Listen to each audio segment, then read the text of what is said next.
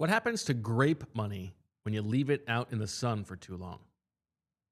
It turns into raisin money, which is what we're doing on the show today with Fran Duffy talking about old scouting reports we want you here on the PHLY Eagles podcast.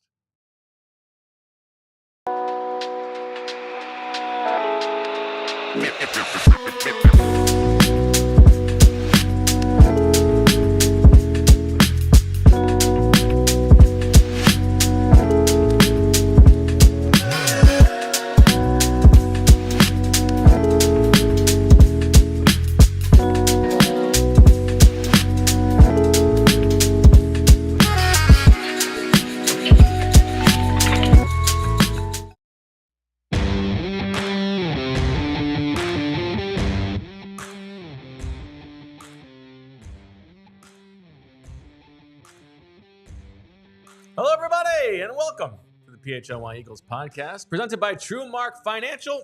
Excuse me, we're here on a Thursday afternoon. Bo Wolf, Fran Duffy, as PHLY Spirit Week rolls on, and today, after the wonderful streamathon that we had yesterday, I hope everybody has been able to check out all of those episodes.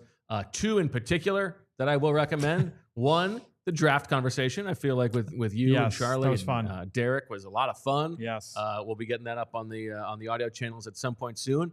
But more importantly, I mean, the producer hour with Julia in charge was just fantastic. So I still have yet to hear the impersonations. Oh, I have to go back and so I was trying to scroll through live last night. I have to watch this. And That's I couldn't the problem find it with the 12-hour stream. Yes, The bar, the search bar is very so difficult. condensed. Yes. It's hard to find where you want to go. So I will be. That will be the first order of business once I'm able to really kind of look at the granular show individually. Julia, what was the come down like from that dynamic on-screen performance? It was difficult. It was difficult. It was stressful. Did you feel like you're ready to take over the show? Because No. I mean, anytime you want. No, I had a full rundown. I'm so glad I didn't even need to look at it because I was like, I don't know what I'm doing. This is. Luckily, the people had questions. I was really disappointed in myself because I couldn't think on the spot for your question about the Lord of the Rings. I was like, oh man, We got a drip. Nice. One of those hot days. Yeah. Working extra hard up there. Condensation. Yeah. Yep. The whole thing might fall down. You never know. All right. The conceit of today's show. The conceit is that we are going to look back on some of the Fran Duffy scouting reports on a bunch of various current Eagles. But we also today's the day where we're really narrowing in on raising this money for Big Brothers Big Sisters, and I believe we have as a company just topped our goal. Have we hit of it? 10,000? Or we're right in on there, but we don't stop there. I mean, we also want bragging rights. Now, I mean, we're all teammates here at PHLY, but I want us to raise the most money today. Yes. I mean, let's make it rain a little bit. So here's what I'm thinking. I'm gonna do a couple different levels here. Okay. Let's say a $10 donation means that you can either ask a question or request a specific Eagle that you want to hear Fran's pre-draft scouting report on. I like that. A $20 donation, we will add 5 minutes to the end of the show. 5 minutes to the end of the show. 5 minutes to the end of the show. Okay, got it. And a $50 donation, you can have your choice of a Die Hard membership or one of my T-shirts. One of your T-shirts. Yeah. Any shirt or a PHLY shirt? Of my choice. Got it. All right. Yeah. I like that. So if you're a diehard already and you just want some of Bo's wardrobe, Yeah. you got to shell out the money. Bo's choosing Got a lot which of one to T-shirts send here. you. I'll throw in some baseball cards too. There you go. This way I'm, just chipping off one piece at a time the things that Rachel would like me to get rid of in the house. Right. Well, again, we are competing not just Rachel's with going to donate CHGO this $1,000. Yeah, but then she's going to get them sent to her house. Yeah, but then she can throw them out. We are competing with the PHLY Sixers show. They're going to go to air. The Fire show just ended. Anthony this morning, John Marks this morning. So trying to help us out here. We're trying to beat all of our teammates here at PHLY. Okay. This is a nice thing that we have your database from all of these years that was not public that we can just pull from for content in the summer. This is kind of nice. But, I figure this is what you were. This was your goal all along. We can spread it out over a handful of shows. But I figured, all right, there's a few that I know you and I definitely want to hit on. Yes. And then we'll open it up to the masses and we'll see who everybody wants to hear about. And there are a couple we're going to save unless they're specifically requested. I think there's a good idea for a show for you and Zach to do later on in the summer. But let's.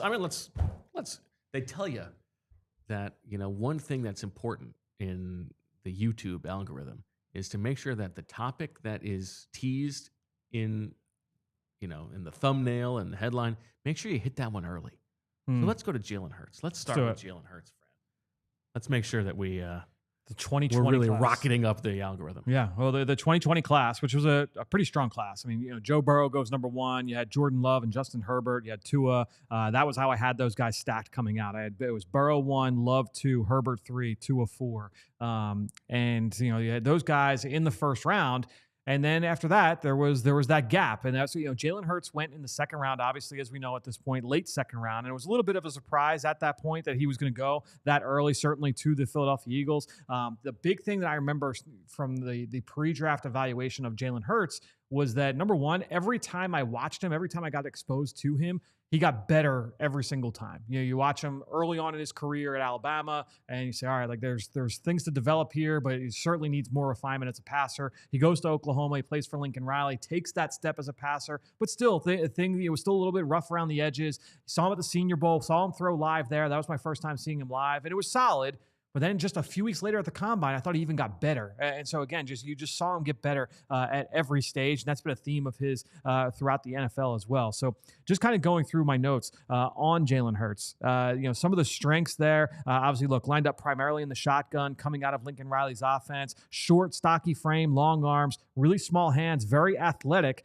Definitely brings a dynamic element to an offense from a QB run game's perspective. Can be used in various ways in that phase. He's got light feet, navigating from center, able to make throws from a variety of arm slots while being off balance. Wasn't asked to do anything pre-snap when he was at Oklahoma, and has improved a lot on the field, which is something I wanted to make sure I made note of in the scouting report. Bails the pocket a little bit too quickly, has to develop more presence in tight spaces. I thought that showed up throughout the course of his college career, and he often would throw from a poor base, and that was really apparent early on in his career and got better as his tenure went on. Obviously, coming from that Lincoln Riley scheme, there were a lot of schemed up plays where he was able to just kind of get the ball out fast. But you saw him show that ability to kind of go through progressions, make plays late in the down as well. Quick arm action, quick release. The ball, he had a solid arm, not a great arm. But at the end of the day, this was a guy that I gave as a projectable starter grade.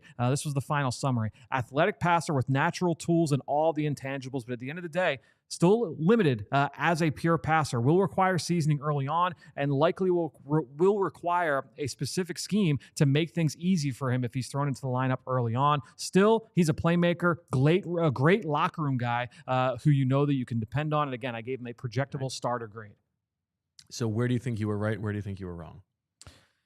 I think I was right in obviously all of the info there seems to track. Yeah, I mean, to me, I think the passable or the developmental passer element of it, I think was right. I felt good about the intangibles, and honestly, it was that draft where I really kind of started to come around on, all right, like the guys that are unrefined, but if they've got all the intangibles, like you've sold me. Like I feel good about having that guy, even though he needs refinement, having him up a little bit further in the rankings than maybe I would have 2 years Does that prior go across to that. every position? I think so, yes. Okay. And that was a draft where not necessarily in that draft cycle, but maybe in the fall the previous summer, going into that 2020 class where that was a point of emphasis for me. And even just kind of looking through some of the other guys that I was high on that year, like Tristan Wirfs was one where it's coming from Iowa, he was a very polished player, but he was still very much kind of a moldable ball of clay. It was just the height, weight, speed was outstanding, and it was outstanding character. It's all right, any unrefinement that is there for Tristan Wirfs, I feel really good about his ability to hit it. And then there were other guys where it was all right, this guy has a lot of traits, but there's whispers about off-field stuff. All right, maybe I won't put them all the way up because I don't feel great about them hitting that upside. And so where did you have him among the quarterbacks? I had him after that, certainly. So after that top four, him and Jacob Eason from Washington, that's honestly the guy that I had him tiered with because I had both as projectable starter grades. Eason did not have the great intangibles. Okay. Like people were not. He was the #1 quarterback coming out of high school. Like huge arm, pure pocket passer. Transferred from Georgia, went to Washington, and it was kind of like, he's not the intangible guy. Whereas Hurts was nowhere near as refined, but had all the intangibles, had them in the same bucket because they were developmental starter grades. But I had those guys very similarly graded. Okay. You have an eyelash under your eye. Do you care about? Are you a Make-A-Wish guy? I got it. You didn't get it. All right, unless there's another one. There was another one. Wow. Here we go. He wished for the show to be over. No, we got plenty. We got 50 more minutes at least. You said something interesting there about Jalen Hurts' hands, which has not really been something that I've thought about. Yeah. And then I look it up, and they're like 60-something percentile. Yeah. But it is interesting because then I was looking around. It seems like the Eagles have made an effort to surround Jalen Hurts with guys whose hands are smaller than his. Okay. So they're really, Jalen, don't worry, this is not an issue. Like, you believe it. Oh, look at how big your hands are, Jalen. Because you got Pickett, obviously. He's at, he's first percentile. Right. But even Tanner McKee, who's a tall guy, he's like 37th percentile. Okay. Kyle McCord, who they drafted, is 40-something percentile. Wow. So I think Biggest if hands you in the are room. looking at who the quarterbacks are the Eagles want to surround Jalen Hurts with, they want to protect his hand size ego. Yeah. And be like, listen, no one's coming for your hands, Jalen. Like those are very big hands. Oh my gosh, those are so big. He just wants Freddie. He wants to do the Freddie Mitchell. Like, I just want to be thankful for these hands. Yes. Never had someone with such big hands. Oh my gosh. That's the conversation with him and Howie. Yeah, I think you're probably right. Okay. We have our first $10 donation from CDP, and he wants you to pull up your 2021 database. Thank you for the year. Yes, Fran. And he wants to know how you scouted former 7th-round pick Jacoby Stevens. I was high on Jacoby Stevens. I was very excited about Jacoby Stevens. Now, the thing with Stevens was he was a college safety at LSU that basically he played like and I remember actually saying it, that he played the Malcolm Jenkins role for LSU at the time. Like he was the dime defense. He was the quarterback on defense. He would have been the green dot guy. They played him in the box a lot. Even for a linebacker, that's the thing, is he didn't test great, because even for a linebacker, we're still just like average athletic testing. So that was a little bit worrisome. But here are the strengths here that I've got for Jacoby Stevens. Again, it was a college safety, played receiver actually when he first got there. They moved him over to the defensive side, and then he ended up moving to linebacker once he reached the NFL. So the bio lists him as LSU's quarterback on defense, a lot of experience playing over tight ends in space, solid route instincts, good ball skills, good blitzer up the middle and off the edge. And in the run game, can work through traffic to find the football, does a good job taking good angles, powerful on contact when taking on receivers and smaller blockers in space, and then a powerful striker and thumper as a safety coming downhill. And so obviously from a negative standpoint, this is a guy that's going to have to play a new position. So there's a lot of development there at that size. I mean, he was at the combine at 212 pounds, like extremely small, obviously put on weight, moving into linebacker, but there was just going to be a lot of development needed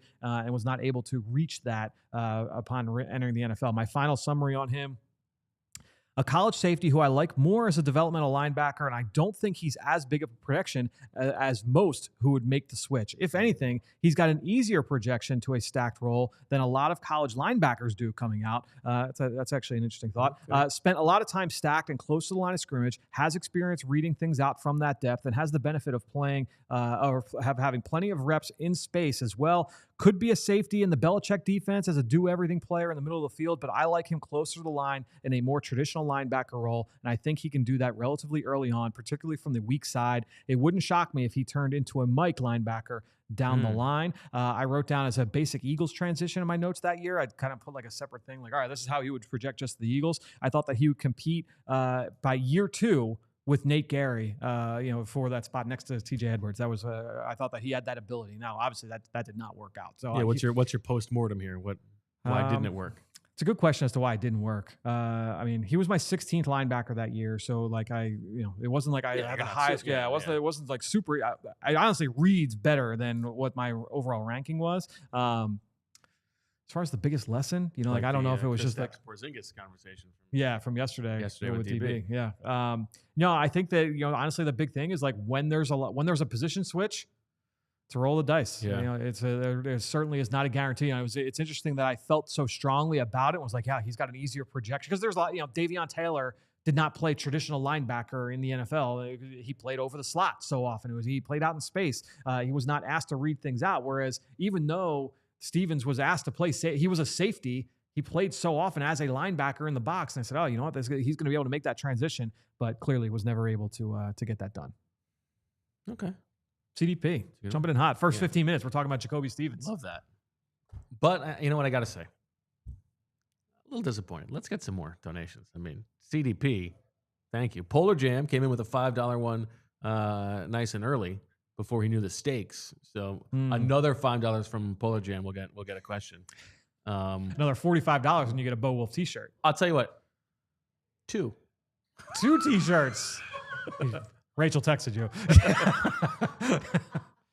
You can pick as many as you want. I'll go up to 5. 5 t-shirts? Yeah. Wow. I mean, I got a lot of t-shirts. I was going to say, how many t-shirts do you have? How many drawers are we talking? Well, I'm not going to give you a t-shirt from the drawer that I actually wear. I mean, I'm talking about you gotta go to the box closet. that's in the, in the bad room. Are we talking cardboard box? Are we talking Rubbermaid bin? What is the? Yeah, one of those. Okay. Yeah. You gotta keep. There's a cardboard box and a Rubbermaid bin. Oh, there's both. Basically, just all on the back burner. Okay.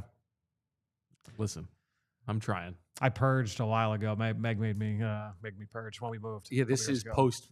Yeah. Like post purge. I mean, several rounds of purges. How many t-shirts I used to have a lot. I have a lot of t-shirts. Yeah, I have like a lot just from like. It's like, oh, like you worked at Temple, you worked with the Eagles, and you just like get a lot of that stuff. So I kept it because it's good, nice stuff. Yeah, I've got a lot of it, and when am I going to wear it now? Well, that's the thing is that I've told the story of Coach Flynn every now and then, very generous with benefacting some nice Princeton football swag. But then I walk around because it's so comfortable, and I feel like I've got stolen valor. Like I don't want somebody to think I went to Princeton necessarily, but. Yeah. It makes for good conversation on the pickup line. It's cool. Yeah. Okay. Let's do one more. Okay. Before the first break. What do you got? I want to give a chance here to really gas you up. So I'm unnecessary. I'm going to give you the next 4 on my list are all ones that I know that you are higher on than consensus and turned out to be right. But let's do the first one. The exciting Mike himself, Cooper DeJean. Cooper DeJean. All right, so we're going to go to the 2024 class. He was my number one. I'm going to say he was my number one DB. Overall. INS says, how much to play pickleball with 2 friends and Bo? 55. We'll make it happen. So that is equal to 5 t-shirts playing pickleball?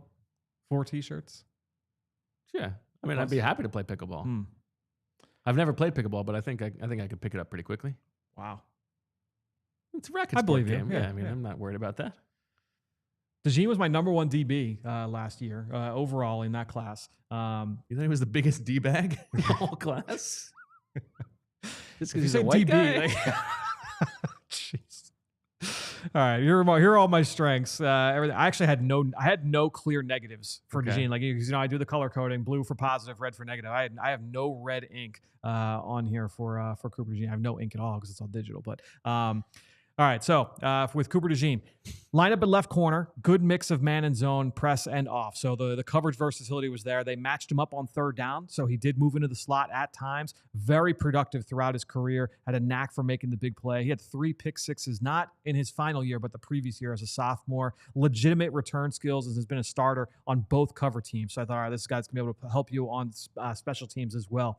Good athlete, explosive, powerful, burst to close, gears up and down on command, very, very good body control, enough speed to carry vertically for sure, time speed through the roof for a big corner, and an excellent play strength. His ability to play through contact was really, really impressive. In the pass game, really good feel for routes. You know, his man coverage instincts, his zone coverage instincts, his ability to play to his help, undercutting throws without drawing a flag, just really, really strong coverage instincts, especially in zone coverage. And then in the run game, really, really aggressive, forceful player downhill, consistently attacked and dominated stalk blocks on the perimeter. He would ragdoll receivers in the run game in the Big Ten, and he just rarely missed tackles. Very, very good at getting his guy to the ground on a consistent basis. My final projection here, my final summary, 2-year starter at corner for the Hawkeyes, but he's so much more than just an outside cover guy. He will match up in the slot and be a factor in the box when he's asked to be. It would not shock me if some teams viewed him as a potential all-pro safety, but I think he can be near that quality at cornerback as well. He checks all the boxes: size, athleticism, instincts, toughness. He can read routes. He can play the run. He can travel. He won't be outmatched athletically. To top it off, he's an excellent return man. The lone concern is that he's better top down than he is when finding the ball. Some defenses will view his role a bit differently, but this is an impact player in an NFL secondary, a corner, star, or at safety. I mean, you nailed it. We'll see so far. Yeah, I mean, in Feel good addition about it. to all of the other stuff, like, you know, calling out how good he would be in the box, close to the line of scrimmage is great. Did you price in to that grade that, like, there was a soft landing spot at safety potentially? Yes. Yeah, Okay. for sure. You know, How much does that matter to you? Like, you know, the range of outcomes. Yeah, I try and keep that in mind. I mean, it's tough to like fully encapsulate it, you know, just with the way that I kind of grade things out. So it requires a little bit of like couching, right? But that's part of, it was a few years ago when I like really kind of honed in on what my grading scale would be and like how I've, you know, write up reports. And it's like, all right, I've got all these factors, all these critical factors for players. And, you know, it's like, you know, athleticism and speed and strength. And then there you get the position specific stuff. And all of it's weighted. It's 1 through 5 grades with every single trait. And so that spits out a number. Well, if I just graded off that number, like there were some guys where it's like, all right, like it's got a really high number, but at the end of the day, like I still think he's a third down running back, right? I still think he's a backup quarterback. I don't see the upside there for him to be a starter. So that's where like now I need to use my brain a little bit and the opinion in terms of like, all right, it's not as scientific, it's not a mathematical formula comes into play. And that's where like to answer that question in terms of like incorporating the range of outcomes, that's where that comes into play. Okay. Did you seriously feel like you had to overcome a bias in the fact that he was a white cornerback? Yeah, you had to. I mean, just because you don't see it. Right. But like he was just so, there were times when I would watch him and I was like, all right, like maybe this will be the day where I see it. And I'm like, oh yeah, there's the limitation. And every time I watched him, it was just like, he is so good. You know, and played on the outside, and it was a zone heavy scheme where, you know, it's a lot of too high safety. So you had help over the top, but when you try and just kind of like lock in on him, I said in the report, like he just checked all the boxes. Okay, here you go. All right, let's take a quick break. Come back with more. I want to give some more of Fran's like just nail on the head from some of these players on the Eagles, and then maybe later in the show we'll do somebody that you missed on to some degree, but there aren't really that many. There are plenty that I miss on. Yeah, we'll find out after this. Bet365, everybody. Bet365 has over 90 million users worldwide, and they live stream over 780,000 events each year with early payout offers across the NBA and NHL. Bet365 pioneered live in-game betting, and today they offer the widest range of games and markets available for live in-game betting across 78 sports.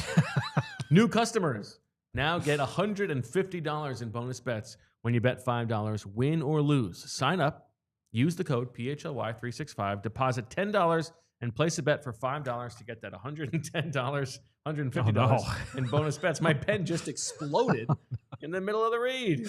Unbelievable. Who you got tonight? You think the Pacers? Oklahoma City is going to close it out, or you think the Pacers are going to close Game 7? I like OKC. Where did this here. spring come from? Where does it go? Has this never happened to you before? In here? Did you never like fidget with your pens Well, yeah, in but I don't know class? where it goes back. I don't know. Anyway, whatever the moment, it's never ordinary at Bet365. You have another read to do. New customers get $150 in bonus bets When you bet $5, win or lose, deposit $10. Deposit $5. Oh my gosh. Bonus bets can be used on the spread, totals, player props, futures, and more. Whatever the moment, it's never ordinary. At Bet365, must be 21 or older and physically located in Pennsylvania. If you or someone you know has a gambling problem and wants help, call 1-800-GAMBLER. And if you have a pen that explodes and the little spring thing falls on the ground and you can't find it anywhere, you know who you should call? Somebody from Empire Today, because they're always looking down at the ground. They'll probably be able to find it for you. And then after they've done that, they're going to fix your floors. Okay? Big box stores, schmohawks. No, we don't want that unless you're going for something else. But if you're working on your floors, you don't want somebody who was doing plumbing the other day or appliances the day before that. You want a flooring expert. At Empire Today, floors are all they do. And what they're going to do is come to you so that you don't have to have the guesswork of what the floors are going to look like in your home. No. They're going to look at your decor. They're going to look at your furniture, the walls, all that stuff, and figure out what fits best for you. Bespoke. Okay, this is not one size fits all. They know what they're doing. And the quality is so good that here's what we're going to offer you.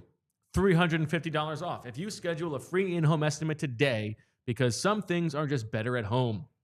PHLY listeners can receive a $350 discount when using promo code PHLY. You heard that right. A $350 discount with code PHLY. Restrictions apply. Visit EmpireToday.com/PHLY for full details. And now let's hear from our friends over at the Fanatics Fest, because this summer, the ultimate fan experience is coming to New York City, and that's this weekend. Fanatics Fest is taking over the Javits Center June 20th through June 22nd. That is this weekend, because it is Thursday, June 19th. So get ready for 3 days of nonstop sports, culture, and collectibles with your favorite athletes, creators, and celebrities like Philly's own Cooper DeJean, Brian Dawkins, Nick Foles, Allen Iverson, Pete Davidson, and Dawn Staley, all under one roof. Snap a selfie with legends, grab exclusive merch, dive into fantasy drafts, card drops, sneaker heat, and live podcasts from the beginning, or from the biggest names in the game, from NFL to NBA, MLB to WWE. Fanatics Fest is where fans become part of the story. Tickets are going fast. Don't miss your shot to be part of history. Fanatics Fest NYC. Sports, culture, collectibles, all in one place. Get your tickets now at fanaticsfest.com. Almost got it. See, this is what you get for using a shoddy pen. Yeah, this is not my favorite pen. This is one, that I just have in the backpack for when I need a pen. So you need an old reliable. You need a Uniball. I'm a Uniball guy. You like a Uniball? I love a Uniball. I like Uniball. A little runny sometimes. Can get a little runny. Yeah. I don't like a Uniball as much when I'm out at practice. Yeah, because it bleeds. And you run it, you're writing fast. Yeah. I agree with that. Yeah. If I'm, sitting at home and on a desk and writing something, then I'll take a Uniball. I agree with that. Yeah. There was one time a couple years ago with Birds with Friends when I made the purchase of like an $8 pen from some recommendation, and that was that pen beautiful. But can't be doing that all the time. You like a Sharpie pen with that like real fine tip? Not my favorite. Not my favorite. I don't mind that for the practice. Okay. Yeah, because I find that it's got that like real fine tip, the bleeding doesn't happen as often when you're running fast. That's true. That's true. Now, if someone hands you a like an old school Bic, they might as well spit in your face, right? Yeah, I mean that's if the year was 1998, like sure that's acceptable, but these days, I mean that's akin to kicking me in the shins. I mean, kick me in the nuts while you're at it. I agree. It's unbelievable. Okay, all right. We got some donations. We got some dones. Hold on, let me see. What do we got? Get a bite, $20. That's an extra 5 minutes onto the show. And anonymous with another. Sorry, so we're going to at least 310. That's exciting. Good stuff.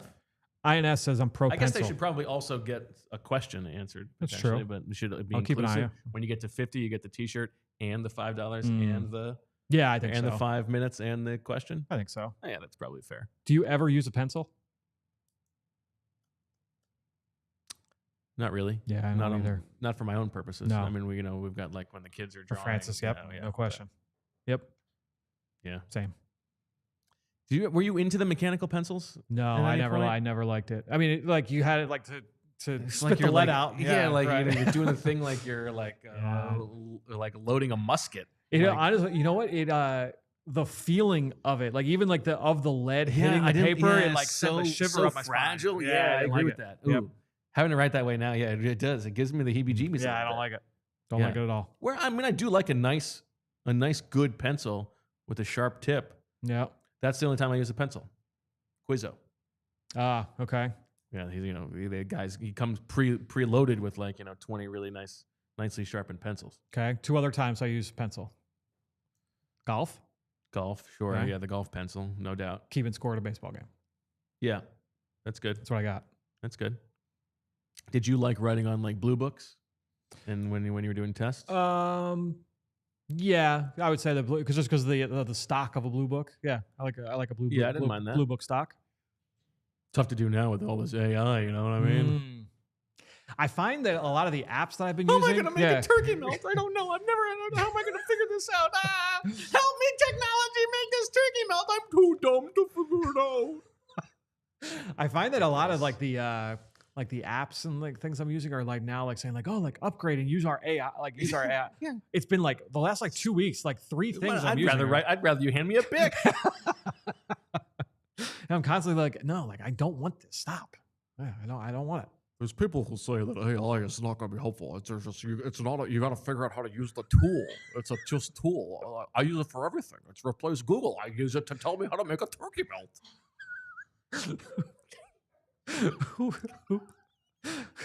The dumbest Who have you people in the talked to world. that's having the issue with the turkey melt?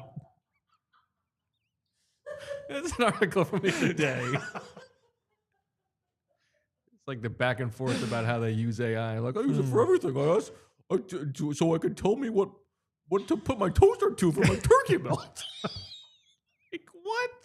It's a turkey melt. That's the easiest thing in the world. Killing the planet and taking 20 minutes to be like, turn the toaster on. You set it to 245. You have to leave it in there a little longer than if you set it to 325. It's not even a thing that's striving for accuracy. It's just a language model. Yeah. Greg says, how much to do a whole show with that voice? 70. Yeah. 3.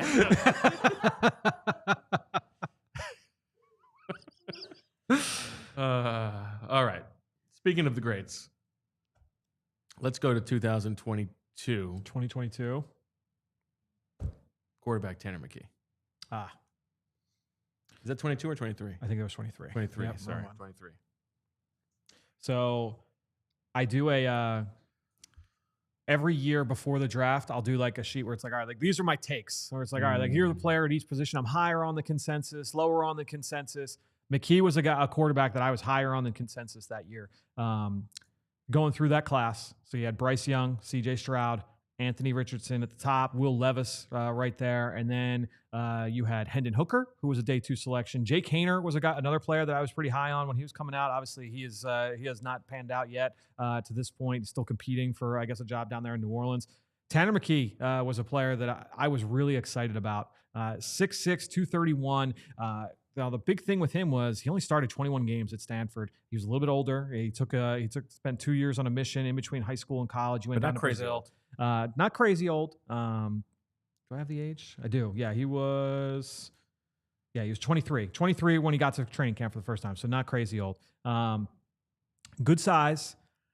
The accuracy and ball placement stood out, consistently hit his in-breakers in stride, made some really tough throws from the opposite hash in that offense, really impressive touch. Layered throws, that's like, when I say a layer throw, that's up over the first level of defense, like up over the linebacker and underneath the safety, that's a layered throw. And then he made bucket throws down the sideline as well, outside the numbers. So like bucket throws in, like imagine an actual bucket down the throw and you're throwing from the opposite hash, you drop it into the bucket. Did an outstanding job on those kind of he wears a bucket throws. hat in practice, so it makes sense. Does he really? Yeah, sometimes. Oh, all right. Nice. Sun protection. Is it better or better than the Chris McPherson bucket? I mean, C-Mac. No one rocks a bucket like a C-Mac bucket. Yeah. Nice. All right. Only 6 wins in 2 seasons as a starter in the Pac-12, as ZB has brought up numerous times since that point. Subpar athlete, not a guy, a very slow twitch, lacked escapability, lacked any kind of playmaking ability with his legs. So those were the negatives there. Final summary. 2-year starter in David Shaw's pro-style offense, pure pocket passer who can be a distributing point guard in the NFL. Slow twitch athlete with solid arm talent. He will not be a second reaction playmaker in the league, but he is a smart, heady player who exhibits consistent accuracy and touch to all areas of the field. I like his ability to get through progressions and play with poise. It would not shock me if he became a low-end starter in the NFL, but I think he profiles more as a true backup quarterback who can step in midstream and keep an offense afloat. He won't raise the level of those around him to the point where he is considered a real option as a starter long-term. So you missed. So I missed. No, I liked Tanner McKee. A lot of people, he was divisive because there were, I know, like Mike Renner was really, really high on him. He was like in mock drafts going into that final year. So there were some that were very, very high on McKee. And then some were like, oh, this guy can't play. I was more on the high end. I still had a backup grade on him, but I liked what I saw from Tanner McKee.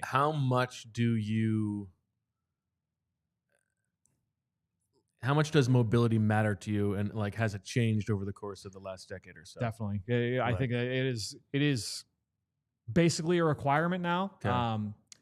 And if you don't have it, then you've got to be like nails mentally. Mm-hmm. And so I was watching a quarterback this morning. I'm getting ready to write a quarterback piece for the upcoming draft, the upcoming college football season. Which you can read if you're a diehard. Yeah, if you're a diehard, which if you contribute $50, don't be an alive soft. Right. Be a diehard. That's right. But I was watching a player, and like this guy lacks mobility. I actually wrote down Tanner McKee as a comparison for him. I guess it would be live soft. Right. It would be a live soft. Live soft. Yeah. Right. But I think if you are not able to create for yourself, then you have got to be outstanding. And that was my thing with Shedeur Sanders, was that, like, okay, he's not that second reaction player. He's not like a great outside of structure. So he needs to be awesome from the pocket. And so if you're not, that's a really troublesome combination going into the NFL. And he seems to have an ability to have those pre-snap answers. Yeah. Tanner, to overcome for that, right? Yeah. And that's the big thing, is like, he has shown that he can certainly play from the pocket and be a winner from that area. All right, this was a big draft for you, the 2023 draft for the Eagles. They drafted several of your guys. So let's go to the 6th round. Let's go to Moro Ojomo. Yeah, who we loved. Yeah, we were live at that point when I was with the Eagles when they made this, or just before they had just made the pick, and we were going live in like 5 minutes, and I was still glowing because I was really, really high on Moro Ojomo. Yeah, Jalen Carter at the top of that class, Brian Brzee, Gervon Dexter, Kalijah Cansey, all guys that went in the top 50. Moro Ojomo was my DT8 that year. You were pretty high on Dexter? I like Dexter. And I think they're hoping that he's going to make a big jump this year in year 3. Cansey, I was a little bit worried about the size. A freak athlete, but there was a small sample, and he was really, really compact frame. I had, Mozzie Smith, who the Cowboys took in the first round. He was my DT6 that year. And it was Keanu Benton, who went top 50 to Pittsburgh. And then it was Ojomo. Like, I was super high on Ojomo. This is a guy that was extremely young, extremely athletic. And while the production, like raw numbers weren't there, like all the win rates and pressure rates, like all that stuff was extremely high. So, and the body type was outstanding. I remember seeing him in person for the first time at the combine. I was like, who is this guy? This was one where I didn't really understand why he didn't go sooner. But I don't know why he didn't go. He went as late. I mean, he started plenty of games. Like, I don't know. This is a profile easy to bet on. Yeah, like you absolutely should have gone higher. All right. So from a strength standpoint, in my notes, well put together kid, looks really rocked up, has great length, high motor, good effort to find the football, good athlete, enough so that he did not look out of place on the edge at nearly 300 pounds, powerful enough to push the pocket. He would time the snap well, gained a lot of ground early, fired off the ball with good pad level in the run game, and knows how to lock out, good reps of him two-gapping and finding the football. The only negative I had on him, his rush skill was lacking. A couple of moves that he would throw in here and there, but really just kind of relied on his physical tools to win. So just my final summary, 2.5-year starter with tantalizing physical tools as a potential interior disruptor, extremely young, long, athletic, powerful lineman who is lacking in refinement, The traits are there to be a good starter as an impactful 3-down player. The production just has not been there over the course of his career, and he lacks seasoning as a rusher, and he would get stuck on blocks or a bit too long in the run game. I love the profile. He's a high-character kid that I'm willing to bet on. That goes back to the thing we talked about earlier where, all right, high upside with high intangibles. So, yeah, I'm going to be high on that kid. This is also part of the conversation we had yesterday about, what are the things that you're willing to bet on improving, and also the holistic picture of, this is a guy who entered college at 16 or whatever it was, right? Exactly. So you can bet on that there's still more to come there. Redshirt senior, 5th year, so 5 years in college, but was coming into the NFL 21 years old. And for a guy that was doing what he was doing at that age, while the raw numbers weren't there, an 18% pass rush win rate was 90th plus percentile, 13.6% pressure rate in his final season, 90th plus percentile. His 3rd down win rate, outstanding. The run defense grades, outstanding. The length, outstanding. Athleticism was really strong. Just across the board, I'm man, there's not a lot to not like about this profile. There we go. All right. Another break. Come back with some more Eagles and hopefully some more of your donations. We've slowed a little bit, we can't buy these turkey melts for free. Those what? Those turkey melts. How am I going to get the cheese to melt? It's going to be hot enough? I don't know. Put it in the freezer? I don't know. This is tough. Back with more on the other side. All right. Parx Casino.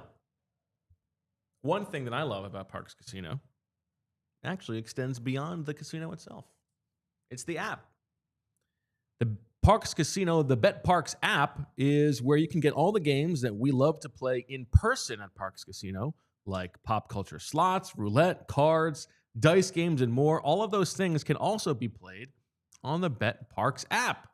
Parx Online Casino has the games you love, whether you're at home or on the go. So, download the BetParx app and create an account today to receive an offer that you can't pass up. New users are eligible to receive up to $1,000 back if you are down in the first 24 hours after signing up. BetParx Online Casino is available to Pennsylvania, New Jersey, Maryland, and Michigan residents. Terms and conditions apply. Parx Casino, this is how you win. You must be 21 and over. Gambling problem? Call 1-800-GAMBLER. And how about we hear from our friends over at Art of Words, because we know that a picture is worth 1,000 words, and this local Philly artist proves it. Each piece is made entirely from handwritten words, like every Philadelphia Eagle forming the link, every Philly shaping Citizens Bank Park. And it's not just sports, because he's captured Boathouse Row, Reading Terminal, the Philly skyline, the Jersey Shore, and much, much more. These are unforgettable gifts for sports fans, graduates, housewarmings, whatever holiday you want to point to, Mother's Day, Father's Day, birthdays, any occasion. He started selling out of the K-Lot and at Rice's Flea Market, and credits Philly fans for launching his career, available for dozens of teams and cities as well. So there's something for everybody. These pieces are total conversation starters. If you've never seen them, you go and you look and you're like, all right, there's this name. I remember this. Remember this game-winning goal or this catch that he made in the 4th quarter. And then somebody else sees another name, and all of a sudden you're off and running and reliving your favorite sports memories. He's been featured on the Today Show, ESPN, and in TED Talks. Check it out at artofwords.com. That's artofwords.com. Use code PHLY at checkout for 15% off of your purchase. So hot outside today. You could put 2 pieces of bread, some turkey, and a slice of cheese on the top of your car and get that bad boy to melt. But for how long? How long would I need to leave it on the roof for it to melt? How do I know when my turkey melt is done? When do I take my turkey melt out of the toaster oven? Am I going to burn the roof of my mouth on my turkey melt? Solve this for me, computer.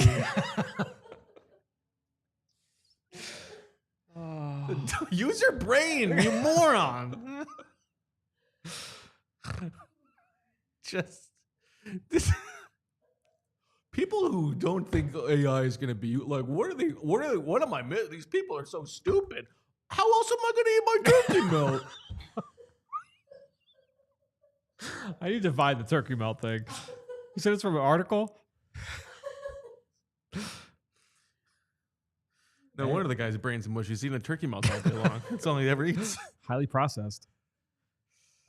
All right, one more from that draft, the 2023 draft, which you loved. And this was the second of the Eagles' first-round picks. Nolan Smith, who you loved. Yeah. You're finding it? I found it. Yeah, Nolan Just Smith. Google turkey melt moron. It's just like AI helps guy with turkey belt. Turned out a bunch of results. That's all he posted. He says there's a picture of a man standing in his kitchen with no pants on and a shirt. Like, so focused on my turkey melt, I forgot to put my underwear on. Scratching his ass. Nolan Smith was a top 10 player for me in 2023. The Eagles were picking in the top 10. They had the pick where they spent on Jalen Carter. They have said that they would have been fine taking Nolan in that spot. I certainly would have felt fine with them taking Nolan Smith in that spot. I was extremely high on him coming out of Georgia. While he was unrefined, again, getting back to the theme that we've talked numerous times, like high-end tangible qualities with the high-end intangibles. Let's go into the strengths from the profile.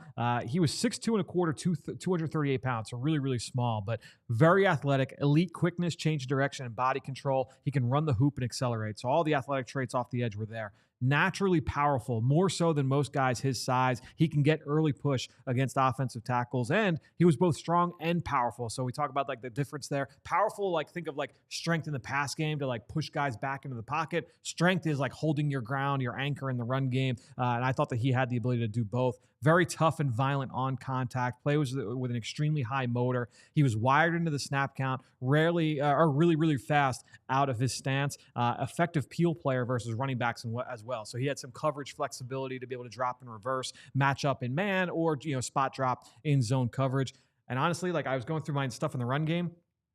All positives. I didn't have one negative or even like neutral thing with him in the run game. Leads with his arms and sets a really strong edge. He's able to stack and shed with ease in the run game. Dominates tight ends at the point of attack. Really good tackler. Rarely misses. Athleticism, strength, and technique all show up. The only negatives I had, talked about the size, and then it just didn't have a real deep array of pass rush moves, right? So he was still developing as a rusher. So the final summary here, 1-year starter off the edge for the Bulldogs, highly athletic outside linebacker who prioritized setting the edge in that scheme, but he has the traits to be a pure edge rusher in the NFL, explosive athlete with elite level quickness and impressive power despite his smallish frame, strong run defender who sets a sharp edge and can dominate tight ends in the perimeter. He can drop in coverage and be very useful there. This is a versatile, high upside player who also possesses a high floor. There's no question that he can be a valuable role player, but I'm betting on his upside as a quality starter in the NFL. Tough to find a weakness in his game.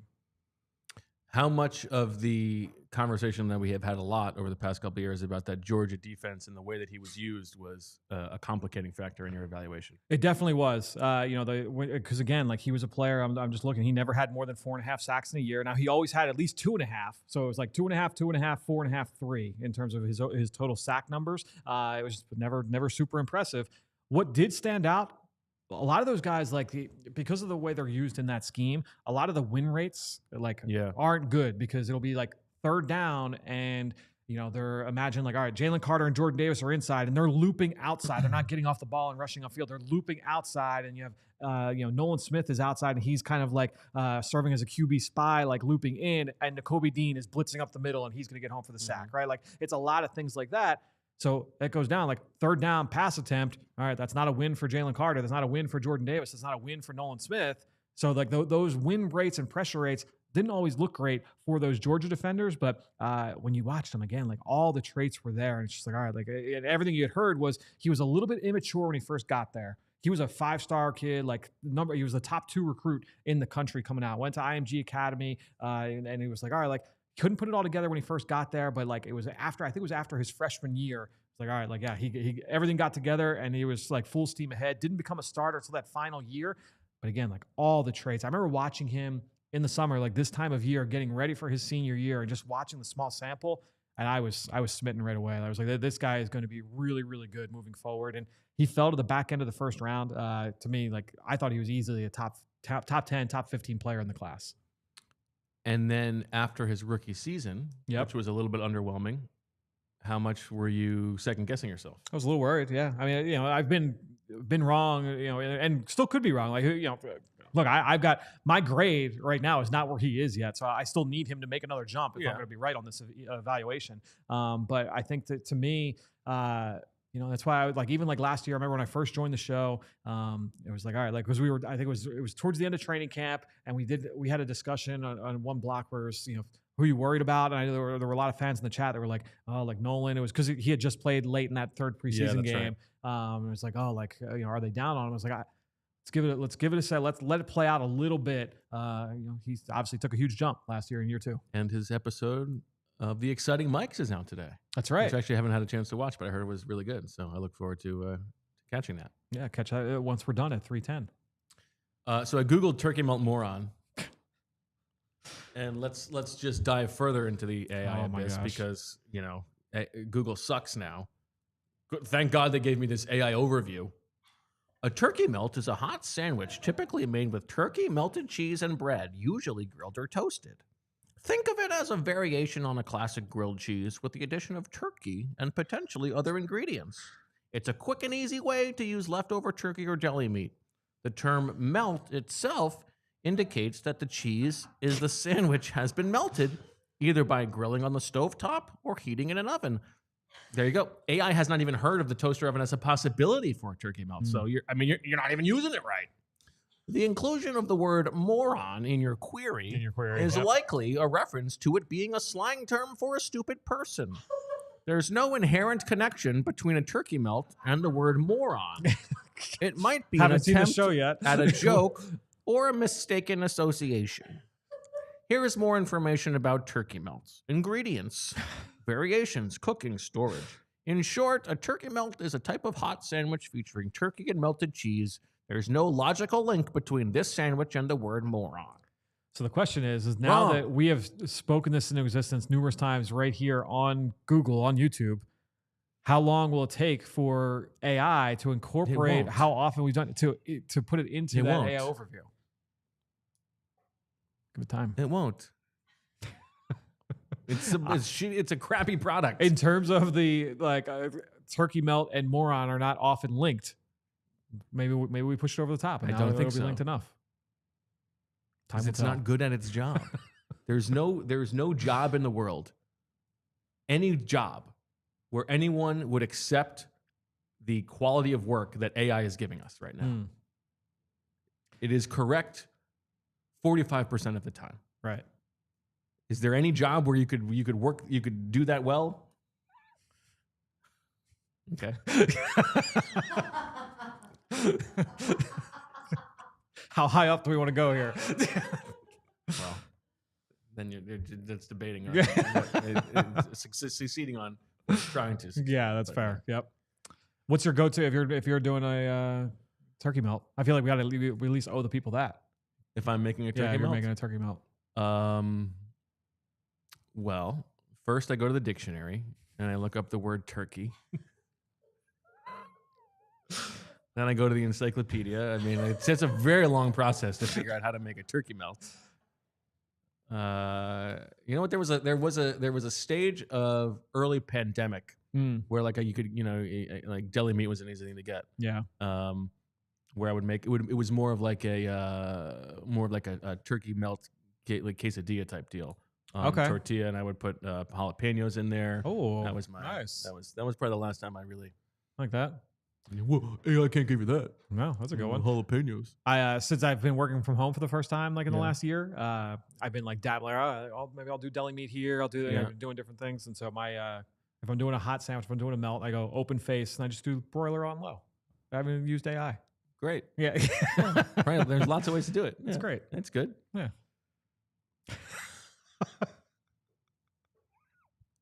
What temperature does cheese melt out with the turkey? Anything better to do? You like a Chipotle mayo? Do you like a mayo variants? Do you like a? I'm ambivalent. Aioli? I'm ambivalent. Yeah. Yeah. How about you? I get all kinds of different things. Some pre-made, some I'll make. Yeah. We can make a little sriracha mayo. Yeah, like a sriracha mayo. Yep. That's a good one. Yep. Yeah. Do the burger sauce. I've done like the what are they? What's the In-N-Out? The animal. Yeah, animal sauce. Yeah, Okay. I've done those for burgers and stuff. Save some for sandwiches. Yeah. Okay. All right. Let's do.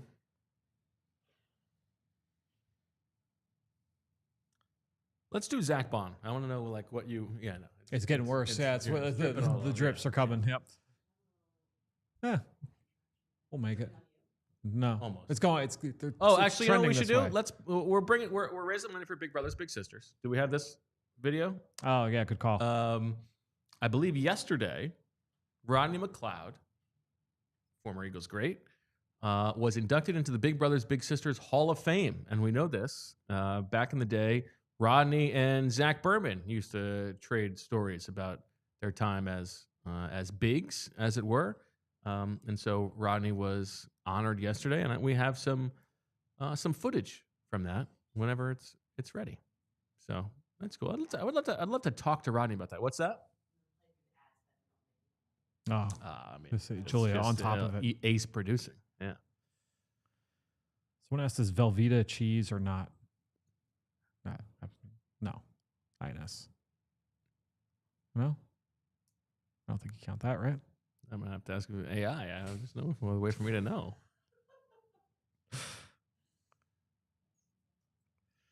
All right. Rodney McLeod inducted into the Big Brothers Big Sisters Philadelphia chapter Hall of Fame.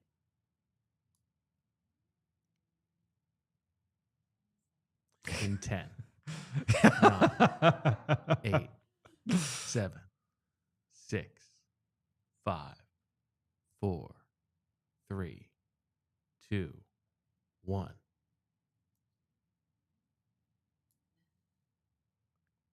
One. 3/4. A half. Just know that this is all for your benefit. Julia is skipping through ads so that 6. you guys can just see the content of 7. this video. An 8th. A 9th.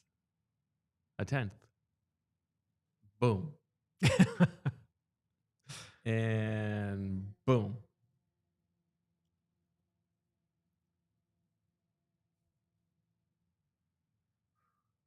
Boom.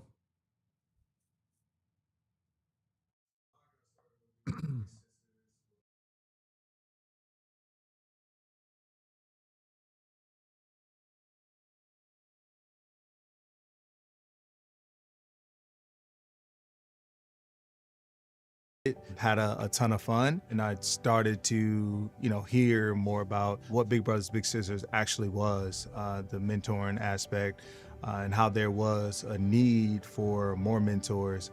And Big Brothers Big Sisters was a great fit. It was a way for me to get involved here in Philadelphia, be a mentor to a young man. And so I just dove in, met Marcus, and the rest was history.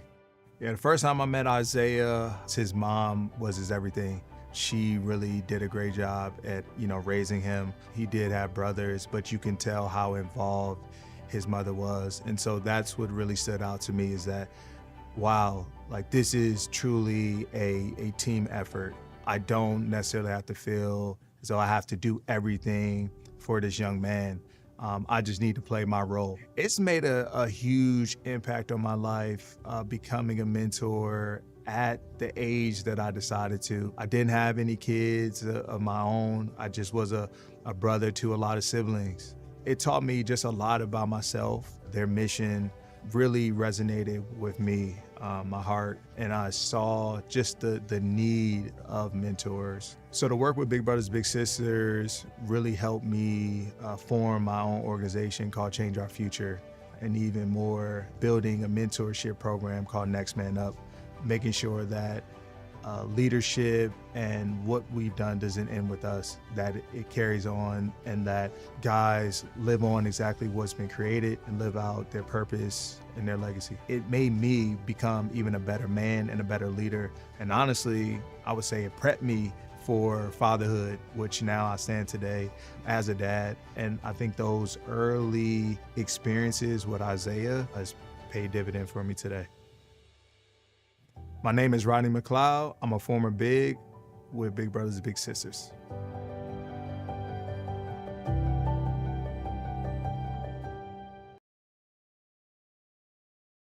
Heck Awesome. yeah, love that. Awesome. Great stuff from Ryder McLeod. All right, I'm going to tell you what this is in overtime.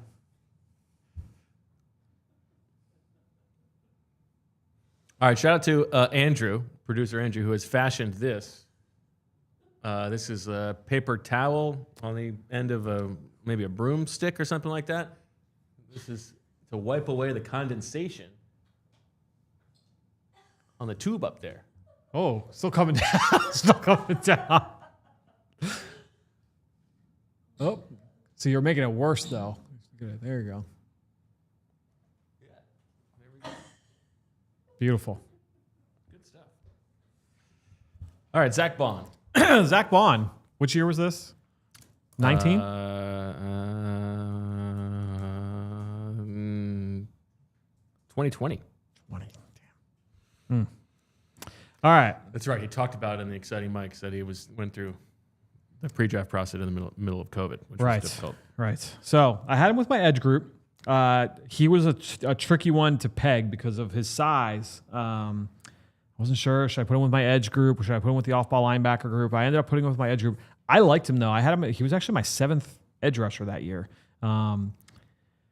Let's go through through the strengths here. 2-year starter at outside linebacker in Jim Leonard's 3-4 scheme. Lined up to the field. He would walk out over the slot at times. Talked about the size, but he was a very fluid, smooth athlete who not only could flip his hips and play side to side, but he also had the burst to close in a straight line, never on the ground, ability to bend and flatten when turning the corner. Did a good job of putting himself in position to win the edge. Talked through some of the pass rush stuff. He was kind of a little bit of a one-dimensional rusher.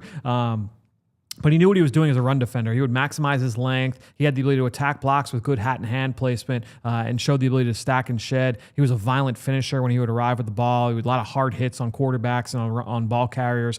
Just didn't have like that first step off the ball as a rusher. And at that size, like he was just going to be a certain kind of a player. But I thought that he had that ability to become kind of a role player moving to the NFL. Here's the final summary.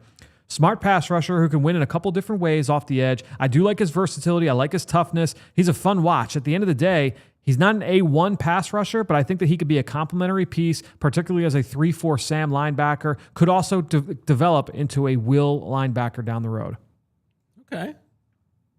I was on the fence about where to put him. I was very close to putting him with my off-ball backers that year. He was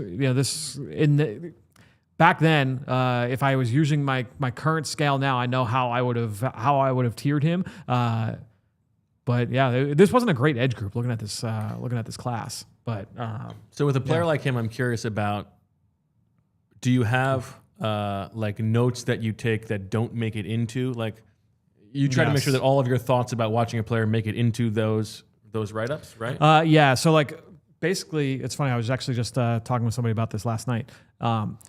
The first 7 years of doing this, I would write, and you can kind of see, like, I would write full, like, lengthy paragraphs on players. And then I would have that final summary, which is that last, like, 3-sentence blurb I just read at the end. As I started to do it for a long time, and I would share with coaches and with general managers and with scouts of their teams and stuff, and they would say like this is too much. Like I'm not reading all this. It's like the meme of TLDR, it's like the meme of exactly. Like I'm sorry that happened to you, or congrats. Right. They wouldn't want to read all that. Just like give me the summary. So since then I've converted into, now if you're a diehard and you go to the draft guide and you see all the bullet points. It was right around this time when I converted to, from like long paragraph form to bullet points. So I just tried to like skim through and find the strengths and weaknesses. But back then it was like, all right, everything that's in my mind is going to go down. And that's how it is now. It's just the format is much different. So yeah, I do try and get everything down, just to make sure that you can find it 4 years from now. Back, like, exactly right. Right. Exactly. Okay. I think that one area where I'm still trying to grow is like for that final summary. You should be like, if you've never seen this player play in college, like you should be able to like hear my 5 sentences and like, all right, that's the picture of them. So that's the goal. I got to do a better job of tightening that up, I think. Still. Okay. Always something to strive for. No question. All right. No more donations, huh? The turkey melt didn't make it happen? I thought for sure that was going to get people to open their pocketbooks. Well, now everyone's looking for a turkey melt. Yeah, too distracted. People are out in their car hoods. It's hard to think of something that you would need to make that you would need less advice on how to make. Like, how do I peel a banana? Like, I don't like. It's so stupid.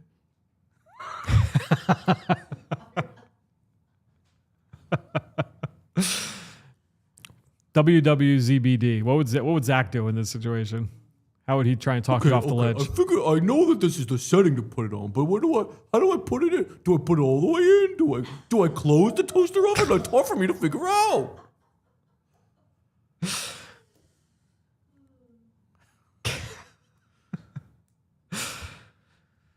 So dumb. We have a fun show tomorrow. Yes. We should have teased it earlier. We should have teased it earlier. Tomorrow's show. The conceit. 32 teams. Third in the league. In the league. 3 hosts. Bo Wolf, Fran Duffy, Zack Baun. How do we fill rosters of 32 different things? 12 on offense. No. 13 on offense. 13 on defense.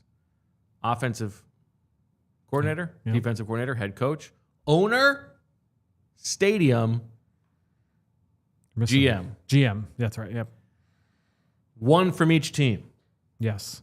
We did this exercise last year, just me and Zach. Having it be 3 complicates it a little bit more. Better game theory. Yes. This was the famous Derek Brown. This was the famous Derek Brown. I'm looking forward to this one. I'm curious to see if it's possible that someone's able to get the best quarterback in football without actually drafting them. That would be cool. And then I think the thing that everybody really wants to know, because this is a fun episode, but everybody's got players that like, oh, where are they going to go? Where does Chris Lindstrom go? I feel like is kind of the question that I have. Yeah, I mean, I think that's going to be on the forefront of everybody's minds going into that exercise tomorrow at 2:00. How high does Derek Brown go? Is it higher or lower than where he went a year ago, which I think he was like the 5th pick in that draft, something along those lines. No, it's going to be fun. This was one, preparing for it, I was very, very excited. I put a lot of time, thought, and effort into this. So this will be a fun one tomorrow. What went into that prep? Shout out to Frank, who's gotten us another 5 minutes on this show. There we go. 20 bones from the barber. Thank you, Frank. So for me, basically the way I did it was I went through every single roster, and I took like, all right, who are the players who are the people that I would target? It's like, all right, like this is yes, I want to make it a point to try and get this player. So for the Eagles, like, all right, AJ Brown, Saquon Barkley, the Jalen Carter, and you're looking at who are the blue chip. After that, it's like, all right, like this would be the next tier down, and then who is it like? All right, worst came to worst, I got stuck. I'm okay taking this player or this coach. Mm-hmm. So that's kind of how I split it up. There are positions where. Because that was what happened to you guys last year. Going back, I just now revealed that yes, I went back and listened to. I had to study the tape. Went back and listened to that entire episode from last summer. There were a handful where you guys thought like, oh, I've got the ability, and then you got stuck, and you're like, I have to pick who's the left guard for the for the Falcons, and you got to look that up, right? So. So just saying, like, who would be the ones? All right, this would be an acceptable outcome for me to end up with this player. And some of those teams had 7 players, their coaches that ended up on that list, and some had 18. So it was a fun exercise. And I imagine that we will talk about it tomorrow. Yeah, but it is an exercise that really clarifies just how good the Eagles roster is. Because, no question. There are so many positions where you could get one of the best players in football. Who were the other teams that stood out to you from your prep? The Chiefs were one. The Chiefs were one where they were like a handful of blues, like for me, like that tier 1. Yeah. Which were the 2 Super Bowl teams. Right. Yeah. Yeah. Well, Mahomes, Creed Humphrey, Trey Smith, Chris Jones, Trent McDuffie, Andy Reid, Steve Spagnuolo. Yep. So that's really good. No one comes close to the Eagles, though. Yeah. Right. You think about the other best teams in football. Ravens, Lamar, Linderbaum. The Ravens were lower than I thought they would be. Kyle Hamilton. Harbaugh, if you want to make the case. Yep. mean, you could, Mark Andrews maybe. Not a ton, right? Yeah. San Francisco. I don't know why they didn't make the playoffs last year, but but it was like, all right, McCaffrey, Kittle, Trent Williams, Nick Bosa, Williams, right, Fred Warner, right, Shanahan, if you were Shanahan in that group. Yep. Lions. You could go Dan Lions Campbell. You could go Jahmyr Gibbs. You could go St. Brown, Penny Sewell for sure, Aiden Hutchinson, Laporta, Brian Branch. Yeah, that's pretty good. It's a pretty good group. Rams. The Rams were good. McVay, Les Snead. Stafford, if you want. Les Snead. You could go Jared Verse. You could go Steve Avila.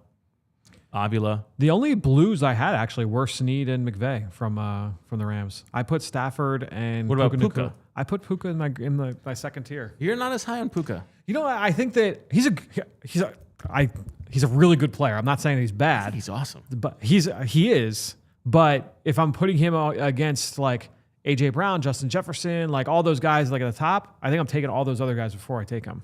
I think there's a level of like perfect scheme and situation to Puka, where if you take Puka and you drop him in other places, I don't know that he's able to replicate what he's done when he's been healthy. So do you think how deep is that top group? Like 6? Stand by. I'll tell you how I feel about it. AJ, Jefferson, Chase. All right, so Jamar Chase, yep. AJ Brown, Justin Jefferson, CD Lamb. I would take CD over him. Okay. All right, so we're talking at least top 5. And then I think that's when you get into conversation. No, because Chase, Brown, Jefferson, Lamb, that's 4. So at least those 4. And then I think that's when you're getting into the conversation of Nico Collins, Tyreek Hill at this point. St. Brown, I would probably put in the same bucket. I think I might take Puka over St. Brown. That's a tough one. I put those two kind of together. Devontae Adams still at this point, still can go. Ayuk when he's healthy, DJ Moore when he's motivated. I think that's when you're starting. You're having that conversation. That's what. I think once you start having that conversation, I think that's kind of where you. Plus, in this thing where you can go 3 to 4 wide receivers. Yes. Yep. Okay. Who else did we not talk about? Minnesota. Jefferson, Darisaw maybe. You can make a case for Byron Murphy. You could make a case for O'Connell. You could make a case for Flores. Mm-hmm. Kevin O'Connell. That's about it. Kevin O'Connor, yep. Right? I mean, Hawkinson maybe, but that's more of like a, I'll pinch my nose and take him. Yeah, I mean, to me, like TJ Hawkinson's a top 3 tight end in football. I think he's a top 3 tight end? To me, I think one of the most underrated players in the NFL. Well, I know you're making this case now, but I'm not. I don't know. I'm just saying you don't think he's a top 3 tight end? One of the most underrated players in the league. Okay. I've said it for a long time. Outrageous. Okay, any other teams? Buffalo is an interesting one because it's like, the quarterback. That's about it. Another one that was like that was, in the Final Four last year, it was Washington. Yeah. Jaden Daniels, Laramie Tunsil, and then it's like, okay, like McLaurin, Deron Payne, Lattimore. He's getting older. Like that wasn't a super impressive group. Josh Harris. I was hoping you would do that. Thank you. Green Bay was another one that's like that. Yeah, Green Bay was interesting too. I had one tier 1 person on there, and it was Matt LaFleur. I had everybody else. I had Xavier McKinney as well, but yeah. Right. Yeah, he's okay. Yeah, get out of here. Denver was another one that was the same deal. Chargers, another one, the same idea, where it was like, like the blue chip guys, like I don't know. It was a fun exercise. It is a fun exercise. This will be a fun episode. Make sure you tune in tomorrow. Okay, I think I figured out how to make a peanut butter and jelly. Like, I think I did it, but how do I eat it? Where do I bite? Creamy or chunky peanut butter? Generally creamy, but I'm not against chunky either. Chunkier to mix it up. Yeah. Throw a little honey on there. I like that. Yeah. How about a banana? You ever go banana? I actually think a banana. I think it's a little overrated. I don't dislike banana. I'm just not In a banana this guy. context or all banana? Period. Yeah. And honestly, banana flavored candy, like all like the banana, like the Laffy Taffies, Runts, like all that stuff, straight garbage. All the banana flavored stuff out. I don't disagree with that, but what about like desserts? I love a banana flavored dessert. Different. Yeah. To me, that because that's like real banana. I'm talking like the artificial like I agree with that. banana candy. I think that's a fine flavor. take. Yeah. Julia, how about you? Just no banana at all? Just anti-banana? I can only eat a banana with peanut butter, but I hate so much the smell of like a banana peel once it's been eaten. Like I feel like I can smell it wherever it is. I'm like, oh, someone just ate a banana and it's sitting in the trash now, and I have to smell it. That was I started a couple years ago for my garden for the plants. I would take anytime because Meg has a banana like almost every day. Take the peels, I take it and I put it in like a jar, soak it in water, and let it sit in the basement for like a few days. So Meg would walk by and it was just like this like a shelf full of like old banana peel. But that water from the banana peel water is like gold for plants. It's interesting. Like it's like because it sucks all the potassium out of the peels and it's like great plant food. So you just take it and empty the jar, throw it in the dishwasher, rinse, repeat. Interesting. Yeah, so I was doing that for a while. That's cool. Probably a little overdue doing it this year. With all the rain we've got, we haven't necessarily needed all that. How'd you figure out how to do that? Did the computer tell you how to do it? That wasn't an AI trick, no. That was actually a good. My favorite banana dessert actually was one I used to do on the grill. You slit the banana down the middle, little chocolate chips and the little mini marshmallows. Slap some peanut butter on top, wrap it in tin foil, throw it in the grill, and then it comes out. It's like a nice like melted. Oh, it's excellent. Love that. Strong. Yeah, I haven't made that in a while. That sounds great. All right, we made it to 3:15. That's it. That's all you guys deserve. That's it. You got like 10 seconds to extend this.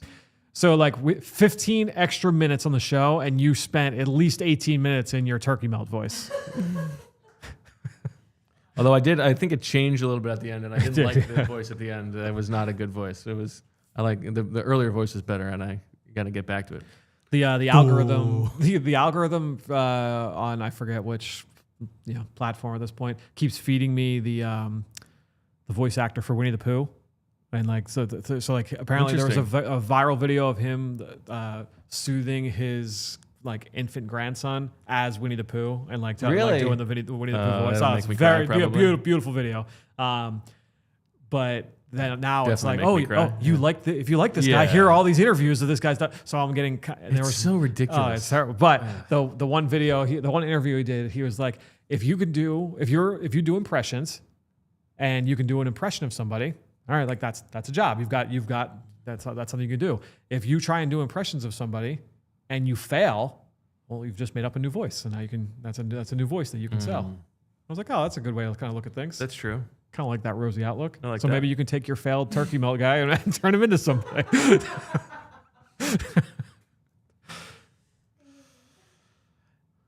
I mean, listen, we have fun, but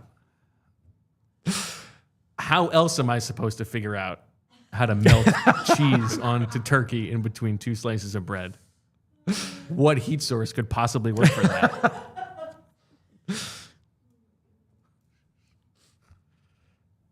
So stupid. Right.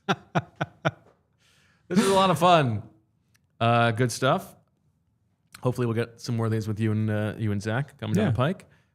You're after tomorrow's episode. You're off to vacation. Yep, I'll be gone for next week. So I'll be back the following week. Beautiful. I'll be gone. That's right. So, this is our last show. See you at training camp. Yeah. What are you? 2 weeks? 3 weeks? 3 weeks. 3 weeks.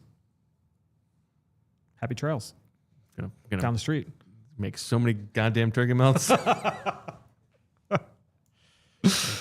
21 turkey melts to figure out the best way. I'm gonna come back with a ranking of all the different heat sources, which was the best. I'm gonna hold you to that. We should do that on the same day. What was the? We should on the first day of training camp just to drive Zach crazy. No, we should schedule it for August 19th, the same day when Harrison Bryant Day. Yeah. Yeah. All right. Steve Whitaker says Fran's neighbors look outside and say, "What the hell's he doing now?" I actually am like I'm like low down on the totem pole when it comes to like what people are doing in their yards. Who's high on the totem pole? There are some people like we've got like high fences, and I've got like lots of like shrubbery and stuff that it's pretty private back there, but people are up to stuff. I don't know what's going on the other side of these bushes. Like what? I don't know. I literally don't know. They're not worried about my banana water, I'll tell you that. What was that, Julia? Julia, dry heave. What was that?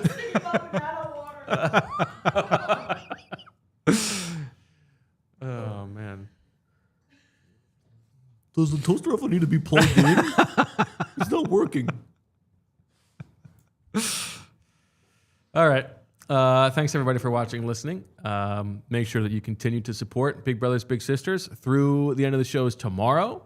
So I still want to crush that goal, all that good stuff. And thanks, everybody, for hanging out this week. We'll talk to you tomorrow on the NFL Draft Show with Fran and Zach Berman. But for now, thanks, everybody, for listening, especially the donators. Thank you to Julia. And as always, we love you.